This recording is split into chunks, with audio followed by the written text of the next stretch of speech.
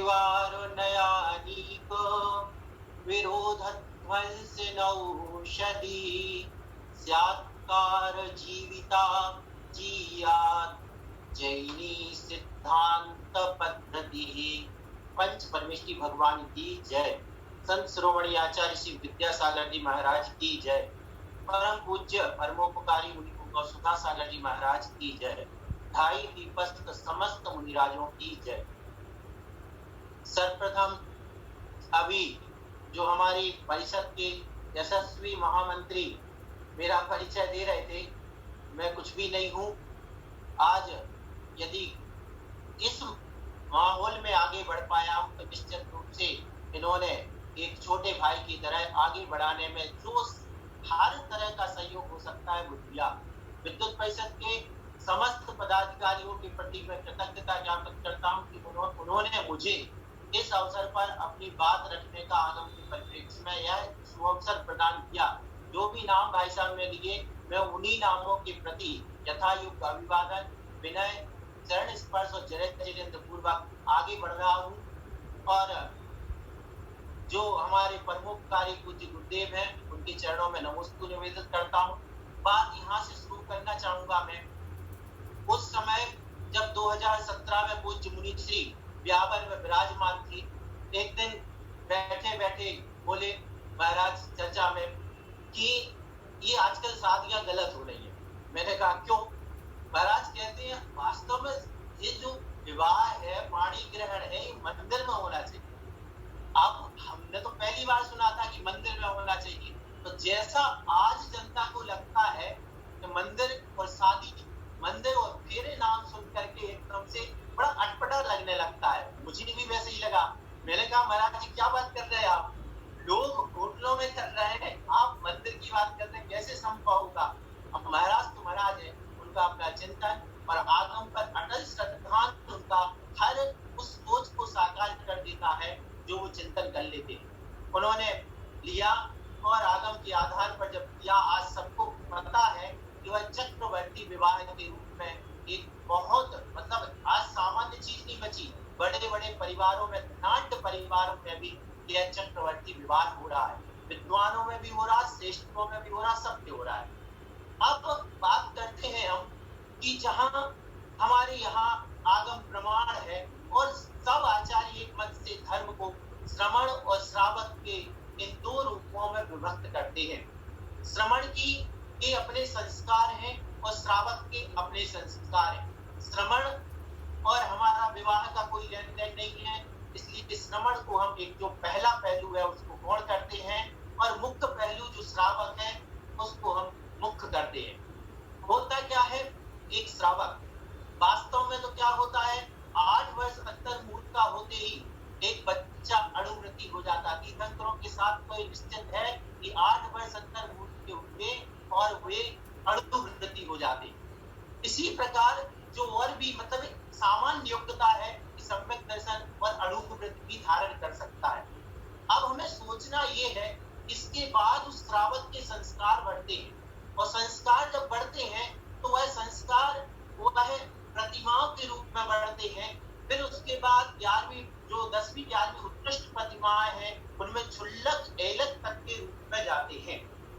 अब हम क्षुल्लक एलक के रूप में भी नहीं जाएंगे, नीचे आते हैं तो नीचे जहां वह व्रती है, 2-4 प्रतिमा का पालक है, वह भी विवाह कर सकता है। अब सोचिए क्या समस्या क्या है? हमें उस समस्या का निदान खोजना है कि जो शब्द हमें चौंका देता है कि मंदिर में विवाह कैसे? अरे भैया एक व्रती व्यक्ति है, 8 वर्ष अंतर मुहूर्त में अणुव्रत धारण कर लिए हैं, आप बताओ वो होटल में विवाह कैसे करेगा? वो गार्डन में कैसे करेगा? हम तो धर्म के संस्कार की बात कर रहे हैं। पंडित महेश जी सतना ने जिस एक पूज्यपाद आचार्य महाराज की कारिका से अपना व्याख्यान शुरू किया था, उस कारिका को मैं बहुत प्रासंगिक समझ रहा हूँ।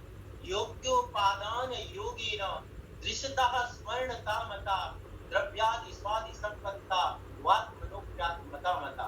आचार्य पूज्यपाद भगवान ने वहां कहा इष्टोपदेश में कि जैसे स्वर्ण पाषाण द्रव्य क्षेत्र और काल के निमित्त से वह स्वर्ण बने को प्राप्त हो जाता है, ऐसे यह जीव भी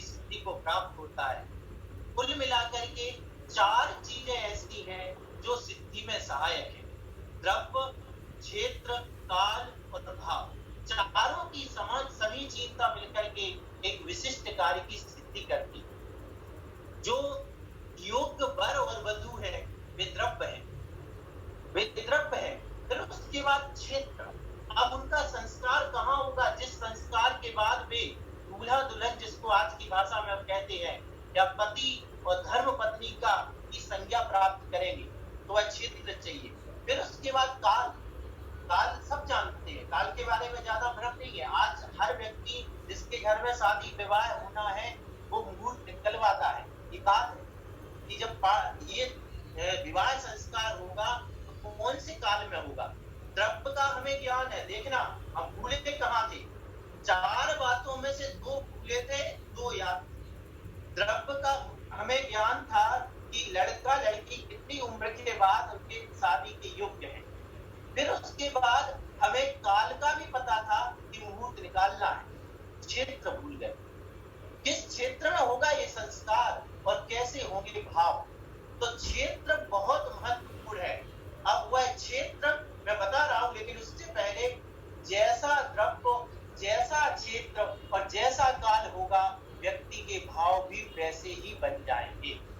द्रव्य और क्षेत्र और काल, ये तीनों मिलकर के भावों की विशुद्धि बढ़ाते हैं और अशुद्धि भी बढ़ा सकते हैं। तो इसलिए वह क्षेत्र बहुत आवश्यक है, जिस पर पूज्य श्री ने ध्यान आकर्षण कराया और समाज ने स्वीकार किया। अब क्षेत्र यानी हमारे सामने आज मंदिर प्रचलित हो गया, गार्डन है, होटल है, और जो भी आप समझे जहां जहां विवाह होते हैं, सब। अब इन सब में से चुने कि हम किस स्थान पर, किस क्षेत्र को चुना जाए जहां पर, अब मैं जो शब्द बोल रहा हूं वो थोड़ा सा बड़ा मतलब गंभीर भी है और प्रामाणिक शब्द है। पाणी ग्रहण दीक्षा। अरे जैसे श्रमण की दीक्षा होती है, वैसे हमारे आचार्य जिनसेन महाराज आदि पुराण में लिखते हैं कि ये क्या है, गुड्डा गुड़ियों का खेल नहीं है। बोले पाणी ग्रहण दीक्षा। आप कहोगे कहाँ लिखा? तो वो मैं श्लोक पढ़ करके सुना दे रहा हूँ। आदि पुराण का पर्व 38 नंबर और श्लोक नंबर 131। क्या लिखा आचार्य महाराज ने वहां पर? पाणी ग्रहण दीक्षायाम नियुक्तम तद वधूवरम आसप्ताहम ब्रह्मविदम व्रतम देवाग्नि साक्षिकम। पाणी ग्रहण दीक्षायाम मतलब पाणी ग्रहण दीक्षा शब्द दिया है।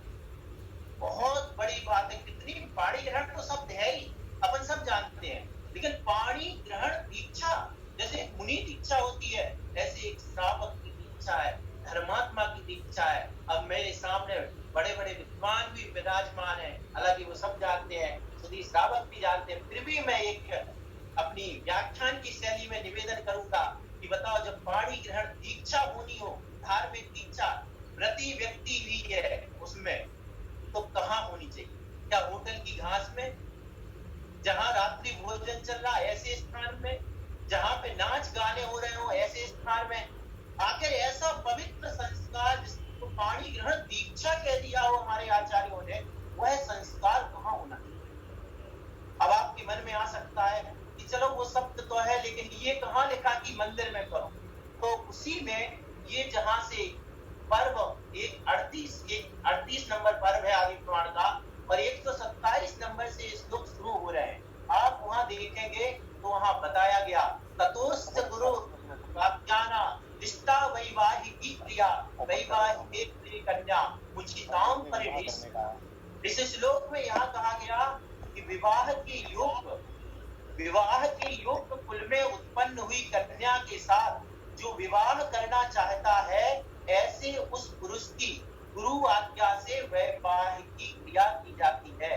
अभी हम गुरु को और शामिल कर लिया, लास्ट में जाके शास्त्र भी करेंगे, मतलब देव शास्त्र तीनों गुरु।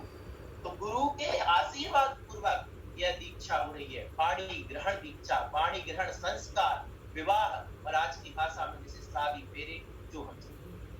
अब ये कार्य हो रहा है तो वहां क्या लिखा? इन्हीं सब आप यहाँ से करिए 127 नंबर श्लोक से लेकर के 132-33 नंबर तक के श्लोकों में आते हैं, वहां पे स्पष्ट लिखा कि पुण्याश्रमे तीर्थ भूमि सिद्ध भगवान के सामने। अब सिद्ध भगवान के सामने जब स्पष्ट शब्द लिखा है, तो आज तक किसी होटल में सिद्ध भगवान को हमने देखे नहीं, किसी गार्डन में सिद्ध भगवान होते नहीं है। और मैं विनय पूर्वक निवेदन करूंगा हमारे सामने जो हमारे जो सब लोग हैं और जितने लोग विवाह जिनका विवाह हुआ है, मात्र कोर्ट मैरिज वालों को छोड़ देना, और मुझे विश्वास है कोर्ट मैरिज वाला हमारे सामने कोई है भी नहीं, सिर्फ कोर्ट मैरिज को छोड़ देना, हर व्यक्ति की शादी मंदिर में होगी। मतलब हाँ, मंदिर का रूप विकृत कर दिया वो अलग बात है, लेकिन उसने शादी तो मंदिर में क्यों? शादी हो रही होटल में, तो वहां पे क्यों लाया गया यंत्र को? क्यों वहां पर भगवान की स्थापना की गई? क्यों वहां जिनवाणी विराजमान की गई? ये मंदिर का ही तो रूप है। अब आप ये कहोगे कैसे हो सकता है? ऐसे हो सकता है, अभी जो हमारे मतलब पिताजी की पीढ़ी, दादाजी की पीढ़ी, या यूं कहे हमारे जो प्रोफेसर अनेकानंद जी वाली पीढ़ी भी है, उस पीढ़ी तक जो शादी विवाह आज भी क्वचित कदाचित बहुत कम रूप में ऐसा देखने में आता है कि एक पुजारी होता है, वह बाकायदा नहा धोकर के धोती दुपट्टे पहन कर के यंत्र लाता था, यंत्र को विराजमान करता था और उसके सामने मेरे ये क्या है? ये बातें पुकार पुकार करके हमें संबोधित कर रही हैं कि नहीं, भगवान के सामने ये बातें, सब बातें बहुत स्पष्ट कह रही हैं, बस लेकिन एक टुकड़ा सा हो गया कि कोई नई चीज आती है तो एकदम से आश्चर्यचकित हो जाते हैं। कैसे होता है? कभी ये हो सकता है, इतना जरूर है कि जिन मंदिरों में पहले मंदिर बड़े होते तो उनमें बीच में एक आंगन टाइप से, जिसको अपन शब्द एकदम से विस्मृत हो रहा, लेकिन वहां पर बहुत अच्छे तरीके से भी हो जाता था सारा कार्यक्रम। आजकल जगह की शॉर्टेज है, तो एक कारण कोई कह सकता है, लेकिन नहीं, जैसे ही हम वेदी प्रतिष्ठा आदि में क्या करते, परकोटा जो होता था, जैसे आज क्या करते हैं, हम वेदी प्रतिष्ठा करना है, मंदिर में जगह नहीं है, तो हम क्या करते हैं, बाहर ले जाकर के उसकी प्रतिष्ठा क्या करते हैं, प्राण प्रतिष्ठा। जैसे भगवान की प्रतिष्ठा होती है, उन्हीं की प्रतिष्ठा होती है, ऐसे ही एक गृहस्थ श्रावक के धर्म की प्रतिष्ठा होती है। कितनी बड़ी बात है, जहां पर एक जो बालक है जिसका विवाह होने जा रहा है, वो वहां पर विवाह के समय क्या क्या वचन ले रहा है, भगवान के सामने नियम ले रहा है कि आज से, देखो पहले तो शिक्षा काल था तो ब्रह्मचर्य व्रत था ही, लेकिन अब जब गृहस्थ आश्रम में प्रवेश कर रहा हूं, आज से दुनिया की जितनी भी स्त्रियां हैं, छोटी हैं, बड़ी हैं, बराबरी की हैं, इन सब के रूप विभाजित हो गए। ये जो कन्या विवाहित होने आई है, इसको छोड़ करके सारी बहन बेटियों को मैं, स्त्रियों को बहन, बेटी और माता के रूप में देखूंगा। कितना बड़ा संस्कार है। एक व्यक्ति सत्य व्यसन छोड़ रहा है भगवान, और सत्य व्यसन बताओ कहाँ छोड़े जाएं? इससे अच्छा स्थान कौन सा हो सकता है? जब सत्य व्यसन त्याग करने हो, सारी दुनिया की पूरी स्त्रियां जिसका विवाह हम धार्मिक दृष्टि से कर रहे हैं, मजाक अपनी जगह होती है, हम आगम के परिप्रेक्ष्य में देखें, सारी स्त्रियां, एक किसी की शादी हो रही है और सारी स्त्रियों को क्या हो गया कि एक व्यक्ति के कारण आज मैं हमें ये व्यक्ति अब बुरी नजर से नहीं देख सकता। कितना बड़ा धर्मात्मा है, विवाह में कितना बड़ा धर्म छिपा हुआ है। उस धर्म की ओर जब हम दृष्टि करते हैं, तब उसके मंदिर में होने पर रंच मात्र भी संदेह उत्पन्न नहीं। कौन सी पूरे विवाह, हम भी चक्रवर्ती विवाह कराते हैं, बाकी बात नहीं कराते, लेकिन चक्र जो मंदिर का विवाह है, ऐसी कौन सी क्रिया है जो मंदिर में नहीं की जा सकती? अरे भगवान की अष्ट द्रव्य से पूजा करनी है, क्या दिक्कत है? कपड़े ही तो बदलना है, एक शुद्ध धोती दुपट्टा पहनना है, उसमें भगवान का अभिषेक करके, और कितनी बड़ी बात, कितनी अनुपम सोच है। अरे इस सोच को तो हम कह रहे हैं, श्रावकों को सोने के अक्षरों में लिखवा देना चाहिए, मंदिर मंदिर में, तीर्थ पर। ये कोई सुधा सागर महाराज हुए जिन्होंने ये सोच दी कि कितनी बड़ी बात, जिस दिन वो पानी जिसका विवाह होने जा रहा है, वह अभिषेक करके, शांति धारा करके अपने हाथ से गंधोदक दे रहा है, उसको मांग भरने के पहले उसका मस्तक पवित्र कर रहा है। कितनी बड़ी बात है कि हाथ से, अपने हाथ से जिसने अभिषेक किया हो त्रिलोकीनाथ का, उस गंधोदक को उसने अपनी होने वाली पत्नी के, अर्धांगिनी के हाथ में रखा है। आप कल्पना करो उस गंधोदक का, उन भावों से दिए गए गंधोदक का, और वहां उस पवित्र स्थान में, जिनालय में, उस होने वाली दुल्हन को, उस गंधोदक को मस्तक पर धारण करने। कल्पना करो, कल्पना, रोंगटे खड़े हो जाते। क्या होगा, कैसा दृश्य, कैसा होगा। अभी कर तो रहे हैं लोग, लेकिन बहुत लोग समझ नहीं पा रहे। अभी उस जो हमने भाव पक्ष कहा, द्रव्य, क्षेत्र, काल, भाव, अभी क्षेत्र स्वीकार हुआ है, लेकिन भावों को और स्वीकार करना पड़ेगा। क्यों? अकेले सिर्फ इसलिए नहीं है महाराज का कि हमें मंदिर में शादियां करवाना है। बात ये है कि उसके मंदिर में जो भाव बनने चाहिए, वहां पर वो भाव तैयार और गंधोदक धारण करे, उसके बाद मांग भरी जाए। उस टाइम उसको सारे एहसास हो। कैसे एहसास होंगे वो सारी चीजें उस पाणी ग्रहण दीक्षा में, जो सप्त परम स्थान है। आप 7 परम स्थानों को पढ़िए, सब लोग, हम सब पढ़ते हैं। वो 7 परम स्थान की सौगंध, 7 परम स्थान की अनुभूति, 7 परम स्थान की इच्छा किसी जीव को क्या गार्डन में आ सकती है? दुर्भाग्य ये है कि हमें 7 परम स्थानों के नाम पता है। दुर्भाग्य ये है, अन्यथा पता करो और सामने 7 परम स्थान लिखो और देखो क्या इन 7 परम स्थानों की अनुभूति किसी दूल्हे को गार्डन में आ सकती? क्या किसी को उस गार्डन में बैठे हुए, ऐसी होटल में बैठा हुआ कोई ये कल्पना कर सकता है कि मैं विवाह इसलिए करता हूँ कि अभी तो कि मैं पूर्ण जितेंद्रिय नहीं हूँ, इंद्रियों पर विजय नहीं, लेकिन इस शादी के पूर्वक धर्म पुरुषार्थ करते हुए मोक्ष पुरुषार्थ की ओर बढ़ूंगा और एक दिन पारी राज। सप्त परम स्थान है, 7 परम स्थानों में देखो आप कैसे कैसे स्थान है। पहला सज्जाति, सज्जाति मतलब 2 पक्ष इसके। एक पक्ष तो कि जो युवक और युवती है, इसका विवाह संस्कार हो रहा है, उनके दोनों कुल शुद्ध हो, पिता का कुल भी और माँ का कुल। अब इससे आगे बढ़े कि जिनका संबंध हो रहा है, पाणी ग्रहण दीक्षा हो रही, विवाह हो रहा है, उनके मन में ऐसे भाव आए, क्योंकि उनसे भी आगे चल करके 2 कुल बनेंगे, एक पिता का कुल और एक माता का कुल, जिसे कहते हैं कुल और जाति। तो जाति जो है सज्जाति, सज्जाति को आज लोग बात बड़े भ्रमित हैं। जबकि हमारे आचार्य जिनसेन महाराज को आप उठाकर पढ़िए, आदि पुराण में सज्जाति का स्पष्ट रूप से उन्होंने लिखा है कि पिता के वंश की शुद्धि का नाम कुल शुद्धि है और माँ के वंश की शुद्धि का नाम जाति शुद्धि है, और इन दोनों की शुद्धि का नाम सज्जाति। कितना स्पष्ट है। उसके बाद साम्राज्य परम स्थान है, साम्राज्य परम स्थान में चक्रवर्ती जैसा वैभव। उसके बाद अरहंत, अरिहंत परम स्थान कि मुझे हे भगवान जैसे आपको वंदे तद्गुण लब्धे। अब बताओ अरहंत बनने की भावना होटल में कहां से आ जाएगी? वो सामने कहां से आएगी? तो वो अरिहंत की मूर्ति के सामने से, मंदिर से अच्छा क्या हो सकता है? और सिद्ध पद की प्राप्ति, ये 7 जो परम स्थान है, निर्वाण परम स्थान, ये 7 परम स्थान बहुत गजब की चीज है।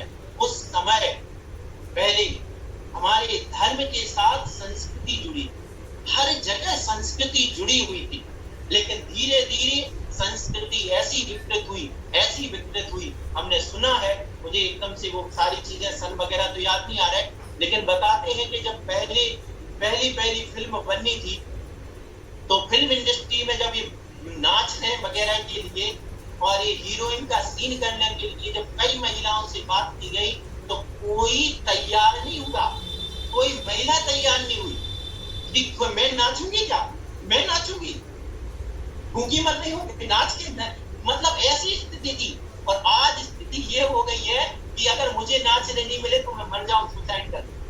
और अच्छे से अच्छे कुल की, ये हमारी संस्कृति ऐसी विकृत होती गई, ऐसी विकृत होती गई। तो वहां पर 7 परम स्थान होते थे, आज 7 वचनों का मजाक उड़ गया। क्यों उड़ गया? क्योंकि हम होटल में आ गए, इसलिए उड़ गया। वो अगर हम मंदिर में होते तो मंदिर की एक मर्यादा होती, लेकिन क्या हो गया, हमने क्या कर दिया, हम वहां आ गए होटल में, और खुलेआम 7 जो वचन थे उनकी कितनी महिमा थी। सप्त परम स्थान के लिए हमें डॉक्टर सुरेंद्र भारती ने अभी बताया था कि सप्त परम स्थान, सप्तम सप्ताहे, फिर सप्तम सप्ताह हो गया उसका, सप्त परम स्थान का, सप्तम से सप्तम सप्ताह हो गया, और सप्तम सप्ताह से अब सप्तम सप्ताह हो गया। गिट्टी सिट्टी गुल सब गड़बड़ सड़बड़ हो गया। उस समय एक एक जो महिलाएं होती थी वो सांस्कृतिक, एक आपको ध्यान हो, मुझे एकदम से पूरी लाइन याद नहीं आ रही, लेकिन जो हमारी वैष्णव परंपरा में भी उनके यहाँ संस्कार होते हैं, तो ब्याहन आए सिया जानकी, दुल्हन बनी है सिया जानकी, इस तरीके की क्या भावना भाई जाती है, ये साक्षात राम है और ये साक्षात जानकी है, वैदेही है, सीता है। इतनी पवित्र भावनाएं हमारी इस भारतीय संस्कृति में विवाह के पीछे मिली हुई थी, वो सब धीरे धीरे हमारे पता नहीं कौन से देखा दाखी में और सब कुछ गड़बड़ होता जा रहा है। दूसरी फिर एक बात बताऊं, अब जब 7 वचन होते हैं, जो कि 7 वचनों को मैं अगर यहाँ एक्सप्लेन करूंगा वो हमारा समय नहीं है, लेकिन एक झांकी देखें अपन, एक एक वचन की से। एक वचन वर बोलता है, क्या बोलता है कि यदि तुम हमारे घर पर, मैं दिगंबर जैन हूं, मेरे घर में चौका लगता है, मुनि आर्यिका श्रावक श्राविका चतुर्विद जो संघ है उसके आने पर बिना कलुषित मन से, है ना, भक्ति पूर्वक यदि पात्र दान कर सकती हो तो ही आप मेरी अर्धांगिनी हो सकती। एक वचन, कितनी बड़ी बात है। ये भाव कभी होटलों में आएंगे क्या? और वो स्वीकार करती है, ये हमारी परंपरा। फिर इसी के साथ अब एक स्त्री की तरफ से सुनाता हूँ, वो कहती है कि जुआ नहीं खेलना। लोग, उन लोगों की दुर्बुद्धि को मुझे समझ में नहीं आता, क्या दुर्बुद्धि लोग हैं। जुआ का त्याग कराया जा रहा है, बताओ मंदिर से अच्छा क्या स्थान हो सकता है। वो कह रही वेश्याओं से संबंध नहीं रखना, वो स्त्री से वचन ले रही है पुरुष से कि मुझे छोड़ करके अन्य स्त्रियों को तुम्हें ऐसे स्वरूप में देखना होगा। पाप छुड़ाए जा रहे हैं। अरे पाप छुड़ाने का इससे अच्छा स्थान क्या हो सकता है? इससे अच्छा स्थान क्या हो सकता है? कल्पना की बहुत गजब की चीज है, बहुत गजब की। मैं फिर कह रहा हूँ, ये सोच जो महाराज की है, ये हम तो कह रहे हैं सच में सोने के अक्षरों में छपवाने लायक है। क्या सोच दी है, इतनी बड़ी बात है कि आपको, और हमें एक आश्चर्य उन लोगों पे होता है। बीच में प्रसंग में आ गया कि हमारी 7 वचनों में एक वचन आया कि चतुर्विध संघ को आहार देना। आज बड़े दुख के पूर्वक मैं कहना चाह रहा हूं कि हमारे बीच में एक ऐसी परंपरा चल पड़ी कि जिसमें जाने के बाद उसकी पीढ़ियों में कभी, जो उसकी पीढ़ी दर पीढ़ी आदिनाथ भगवान से, महावीर भगवान से, जिसके वंश परंपरा में मुनिराजों को आहार दिया जाता था, आज ऐसी शिक्षा, कुसंस्कार चल गए कि बस उनके संगति में आ जाओ, भगवान आत्मा दिख जाएगी। मुनि का फिर आपके घर में कभी पैर पड़ने वाला नहीं, पैर पड़ने, कदम पड़ने वाले नहीं है। और हमारे आचार्यों ने लिखा कि जिस घर में मुनिराज के चरण नहीं पड़ते हैं वे स्मशान है। प्रसूति गृह और स्मशान कहा उनको। जैसे प्रसूति गृह होता है जहाँ पर बच्चे का जन्म होता है, और स्मशान मतलब मरण हो जाना। बोले ये कोई घर नहीं है, ये तो प्रसूति गृह और क्या हो गया, स्मशान घाट। हमारे घर आज हमारी आंखों के सामने, थोड़े से लोग लालच में हमारे बच्चे को शिक्षा मिल जाएगी। अरे शिक्षा नहीं मिल जाएगी। हमारे जो बुजुर्गों की, हमारे तीर्थंकर महावीर भगवान की जो परंपरा है, आहार दान की परंपरा है, कहीं बच्चे को ऐसे स्थान मत भेज देना जहां से जाकर के बच्चा और नवदा भक्ति छूट जाए। बड़ी हम कल्पना करो, आदिनाथ भगवान को आहार मिला किससे? राजा श्रेयांश को। राजा श्रेयांश से आहार दिया वे दान कीर्त प्रवर्तक होंगे। कौन से शास्त्र पढ़े? कोई शास्त्र नहीं पढ़े। कभी हजारों साल पहले कभी दान दिया था, आहार दान, वो जाति स्मरण में आ गया और साक्षात तीर्थंकर को आहार देंगे। अगर आज हमने आहार नहीं दिए, हमारे बच्चों ने आहार नहीं दिए, तो कभी साथ साथ तीर्थ कर आ जाएंगे, फिर भी हमें आहार की पता नहीं होगा प्रक्रिया और हम आहार से वंचित हो जाएंगे। हम इस बात को सिर्फ संकेत रूप में आपको कहा। अब बात आती है कि मंदिर में यदि फेरे होते हैं तो शुद्धि कैसे बनाए। मंदिर में यदि, क्योंकि मंदिर की पवित्रता का ध्यान रखना है, हम एक पक्षी बात नहीं कर रहे, दोनों पक्षी, हर किसी के लिए। अब कुछ लोगों की शिकायत होती है कि कमेटी मंदिर नहीं दे रही है फेरे करने के लिए। बिल्कुल नहीं देना चाहिए। क्यों दे? अगर मान के चलो किसी ने महिला संगीत किया, फूहड़ महिला संगीत किया है, वो रात्रि भोजन भी करना चाह रहा है, और वो उसके बाद में और भी जो नाच गाने जितने भी चीज है, रात्रि भोजन करना चाह, प्री वेडिंग हुई है, वो प्री की वेडिंग हो गई है। अरे पहले ही शादी होगी, अब क्या शादी करने आ रहा मंदिर? तो प्री वेडिंग हो गई हो, रात्रि भोजन हो रहा हो और फूहड़ महिला संगीत हो रहा हो, और वो अपने धर्मात्मा की सील लगाने के लिए, टीका लगाने के लिए कह दे तो मुझे मंदिर में से शादी कर देना, तो बिल्कुल कभी परमिशन देने की जरूरत ही नहीं। क्या जरूरत है? हमारे एक विद्वान है, साथी विद्वान, तो उनका चक्कर अभी आजकल हमारे विद्वान हो रहा है, प्राय सभी लोग चक्रवर्ती विवाह करते हैं। तो उन्होंने जब मंदिर की परमिशन मांगी तो कमेटी सत्ते में आई। अब वो जो विद्वान की शादी हुई, वो यद्यपि ज्यादा इससे आदि प्रमाण से जुड़े हुए नहीं थे, तो उन्होंने मेरे को फोन किया कि अब कमेटी को कैसे कन्विंस करें। मैंने कहा चिंता मत करो, मैंने प्रमाण भेज दिए। उन्होंने प्रमाण देते ही साथ दरवाजा खोल दिया, उनकी शादी को चक्रवर्ती विवाह हो गया। बाकी उन्हें पता ही था कि रात में भोजन करना नहीं है, नाच गाना करना नहीं, धड़ल्ले से शादी। एक फिल्म पे गौर करते हैं मन, आप लोगों ने भी देखी होगी, बहुत अच्छी फिल्म है, जब भी आती देखने का मन करता है। क्या कि हम आपके हैं कौन। उस फिल्म में आप देखना कि महिलाओं का एक संगीत होता है, उसमें महिलाएं ही महिलाएं होती हैं। पुरुष का रोल भी कौन करती है? महिला करती है। पुरुष का रोल भी महिला, हाँ मजाक कैसी भी चल सकती है, लेकिन वो महिला संगीत नाम क्यों था? और अगर महिला संगीत नाम था तो उसमें पुरुष क्यों आए? और पुरुष आ गए तो फिर उस महिला संगीत का नाम बदल दिया, फिर उस संगीत की जरूरत कहाँ रह गई? इस प्रकार से शब्दों से भी हम गौर कर सकते हैं कि ये क्या हो रहा है। प्री वेडिंग हमने आंखों से देखा हुआ है, एक बच्ची को हम जानते हैं, वो बच्ची किसी रिश्तेदारी में जाती है और वहां पर कोई मतलब जो रिश्तेदारी में नाच गाना सीखने के लिए महीने भर की क्लासें चलती है, और वो जो सिखाने वाला था उसी के चक्कर में आ जाती है। और ये घटनाएं छोटी मोटी नहीं, आम घटनाएं, आप सब इनसे परिचित। हमारे घरों में हमारी बेटियां हमारी आंखों के सामने, और कपड़े तो हमको पता ही है आज के सबके घर के कैसे हो गए हैं, उन कपड़ों में जिनमें पूरा प्रदर्शन हो रहा, वो पराए जजमान आकर के हमारे घर के मजे ले रहे हैं, पर हम सोच रहे हैं कि हम बहुत अच्छा काम कर रहे हैं। अरे हमारे बच्चे हम पर थूके गए। मैं बहुत कठोर शब्द बोल रहा हूँ, हो सकता है किसी को बुरा लगे तो मैं क्षमा चाहता हूँ। हमारे बच्चे हम पे थूकेंगे कि हमारे कैसे लोग थे, हमारे वो जो लोग थे, वो लोग जो हमें सिद्ध भगवान के सामने जो पाणी ग्रहण दीक्षा शब्द लिख के देके गए थे, और हमारे लोग हमें ये संस्कृति देके गए हैं कि हमारी बेटियों को हम उन कोरियोग्राफर के सामने नचा रहे हैं। प्री वेडिंग हो गई है, घूमने चले गए हैं। कैसे घूमने चले गए भैया? क्यों, क्या अधिकार है?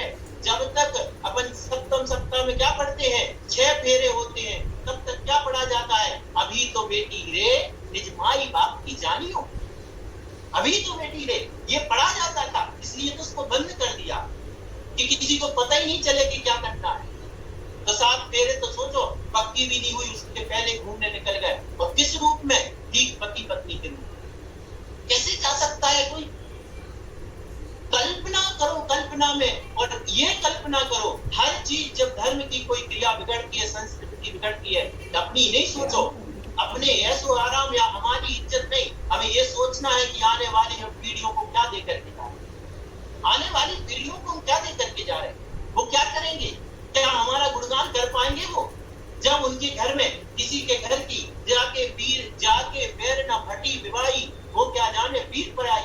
जिस आदमी के घर में जब हरकत हो जाती है, तब उसको समझ में आता है कि हाँ ये बात तो है। लेकिन इसलिए कोई बड़ा विध्वंस हो, बहुत बुरी स्थिति बने, उससे पहले हमें संभल जाना चाहिए। और हम सौभाग्यशाली हैं, 2 गुरु हमें ऐसे मिले हैं महावीर भगवान की परंपरा में। मैं गारंटी के साथ कह रहा हूं, क्योंकि आज इसका नेट का जमाना है और गूगल का जमाना है। लोग जब पढ़ेंगे तो एक आचार्य विद्यासागर और एक मुनि पुंगव सुधा सागर, कि जिन्होंने हर उस दुर्घटना से आगाह किया था जो हमारी संस्कृति, धर्म और समाज को नाश करने वाली, हर उस दुर्घटना से आगाह कर दिया। हम माने या न माने, आज बड़ी प्रसन्नता है, सबको पता है क्योंकि मीडिया का जमाना है। आज कितनी खुशी की, गर्व से मस्तक ऊंचा हो गया। हथकरघा का आशीर्वाद देने वाले, देश को नई सोच देने वाले, राष्ट्र के प्रति भक्ति रखने वाले आचार्य श्री हमारे परम आराध्य गुरु ने क्या शिक्षा दी, क्या दिशा निर्देश दिया कि सरकार को उनके चरणों में बैठना पड़ा और नई शिक्षा नीति में दूसरे नंबर पर सलाहकार मान, दूसरे नंबर के। अरे शिक्षाविदों की कोई कमी थी क्या देश में? लेकिन हमारे गुरुदेव को आज उन्होंने 2 नंबर, वो भी इसलिए क्योंकि पहले नंबर पर भारत रत्न प्राप्त करता थे, इसलिए वो वैज्ञानिक रखा। लेकिन कितने गौरव की बात है, आज हमें हर तरीके से, चाहे उनकी चर्या को लेकर हो, चाहे उनकी अहिंसा, कुछ लोगों को आज उनकी अहिंसा समझ में नहीं आती है। शादी के प्रसंग में बात कर रहा हूं, आज हथकरघा के वस्त्र कितनी बड़ी बात है, इनका भी हमारे ऊपर प्रभाव पड़ता है। सबने सुना होगा जब आचार्य प्रसन्न सागर महाराज शायद इंदौर में आचार्य विद्यासागर जी महाराज से के दर्शन किए, उन्होंने कितनी बड़ी बात की थी कि अभी तक मैं हथकरघा का अहिंसात्मक महत्व नहीं समझ पाया था। आज मुझे समझ में आया है कि हथकरघा गुरुदेव की अहिंसा की कितनी सूक्ष्म दृष्टि है। तो ऐसे वस्त्रों का प्रयोग करके हम वहां पर मंदिर में यदि फेरे करते हैं तो बात कोई दोष नहीं है और कोई इसमें कहीं तक दूर तक सोचने की कहीं भी स्थिति नहीं बनती है। अब इसके बाद विवाह के दिन जो उपवास इत्यादि की बात की जाती है, इसमें जितनी जिसकी शक्ति है वैसे उपवास करने की बात है। उपवास नहीं हो सके एकासन करें, फलाहार करें, यथा शक्ति उसका पालन करते हुए पाणी ग्रहण हो जाने के बाद कोई वहां श्लोक लिखा, क्या लिखा था श्लोक में, सप्ताहम ब्रह्म व्रतम, और उसके बाद और श्लोक है जिसमें तीर्थ यात्रा वगैरह की बात लिखी इसी के आगे, कि मतलब 7 दिन तक का ब्रह्मचर्य व्रत लेकर के वह तीर्थ क्षेत्रों की वंदना करता है। तो ये सारी जितनी बातें की जा रही हैं, ये हवा में लाठी नहीं चलाई जा रही, हवा में लाठियां नहीं चलाई जा रही, आगम की परतें खोली जा रही हैं। जो कुछ लोग जानबूझ करके नहीं खोलना चाह रहे थे और कुछ लोगों को ये डर था कि बोले कैसे। अगर मान के चलो पंडित जी को भट्टे अच्छे लगते हो तो भट्टों का विरोध करें कैसे, वो वाली बात थी कि कुछ लोग जानते भी थे कि लिखा हुआ है, लेकिन बस समस्या ये थी कि बोलेंगे तो हमें समस्या खड़ी हो जाएगी। लेकिन वो गुरु तो गुरु है, अंदर से भी नगन है, बाहर से भी नगन है। जो आगम में लिखा था उन्होंने कह दिया, और भक्त भी कमाल के हैं, उन्होंने उस वचन की लाज रखी और करके दिखा दिया। ऐसा करके दिखा दिया है, ये समझ लो कि महाराज जैसे कहते ना कि सिर से पहाड़ फोड़ने जैसा काम महाराज ने किया। तो ये उनका बहुत बड़ा उपकार है। अब रही बात, लोगों को एक प्रश्न आता है कि इसे चक्रवर्ती विवाह क्यों कहा, किस आगम में लिखा। मैं बड़ी विनय पूर्वक स्पष्ट शब्दों में कह रहा हूं, इस शब्द पर मत जाइए। इस शब्द का आविष्कार क्यों करना पड़ा? क्योंकि मंदिर में करने सब व्यवहार करने वाले को लोगों को ये गरीब होगा, पैसे खर्च नहीं करना चाहता है, इसलिए मंदिर में आकर के शादी कर रहा पैसे बचाने के लिए। नहीं, ये चक्रवर्ती विवाह है। जो चक्री भगवान के सामने जैसे चक्रवर्ती विवाह करता था, वैसे हम विवाह भगवान के सामने कर रहे हैं। तो ये कोई मतलब गरीबों का विवाह नहीं है, ये चक्र तो ये उपमा के रूप में कहा गया है। उसको शब्द पर नहीं, उसके भाव परक। हमारे यहाँ जब व्याख्यान होता है तो उसको 5 अर्थ लगाने की बात की जाती है शब्द से लेकर के। तो जो भावार्थ है उस भाव पे, भाव पक्ष पे हम जाए मुझे लगता है हो सकता है टाइम ज्यादा हो रहा हो, विषय तो बहुत सारे बाकी रह गए हैं, लेकिन अब जो भी है आज हम इस विषय को यहीं पर पूर्ण करते हैं। एक बात कह के कि विवाद हो गया, वाणी ग्रहण हो गया, अब दहेज की बात आती है। दहेज में क्या, तो दहेज की अपनी अपनी स्थितियां हैं। हम उस विषय में कुछ बोलना नहीं चाह रहे, क्योंकि आज सब समाज समझदार है, पूरी राज्यों से आयिकाओं से समझती है।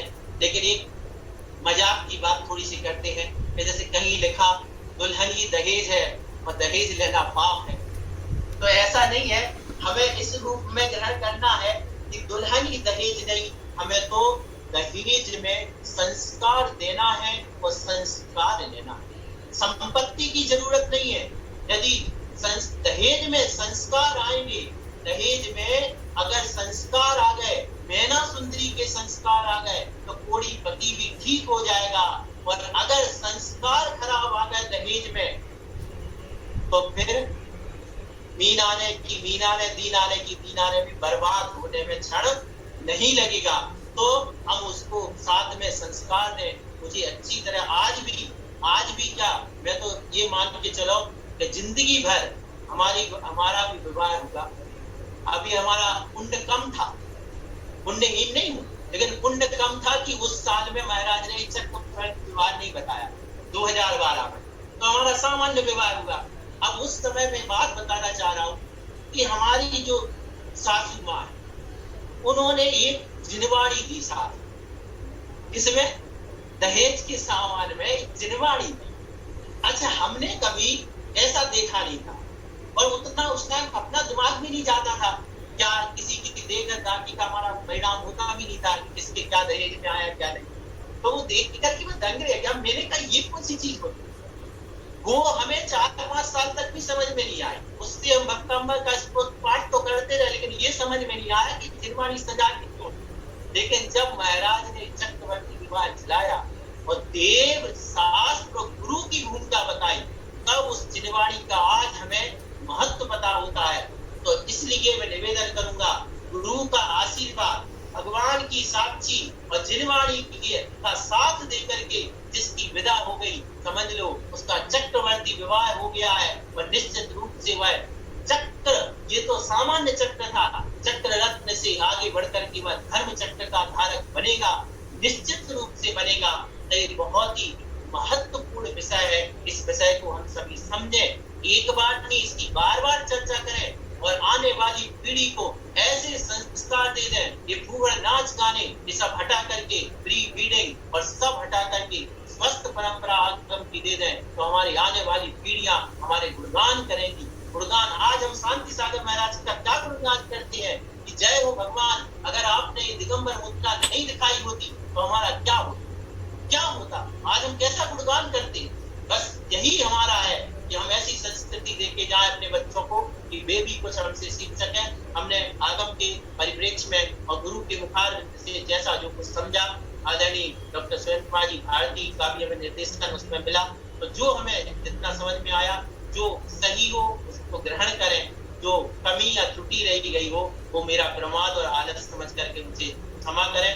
सभी विद्वानों को पुनः मैं यथायुक्त प्रणाम करता हूँ, और जुड़े हुए सुधी श्रावक श्राविकाओं को मैं सादर सविनय कृतज्ञता व्यक्त करता हूँ कि आप लोगों के कारण यह हमारी विद्वत परिषद का कार्यक्रम इस प्रकार से अच्छा चल रहा है। और निरंतर हमारी कोशिश है, जब तक आपका साथ देगा, हम सब विद्वान मिलकर के इस धर्म की ध्वजा को, जो आगम के तथ्य उनको आगे बढ़ाएंगे।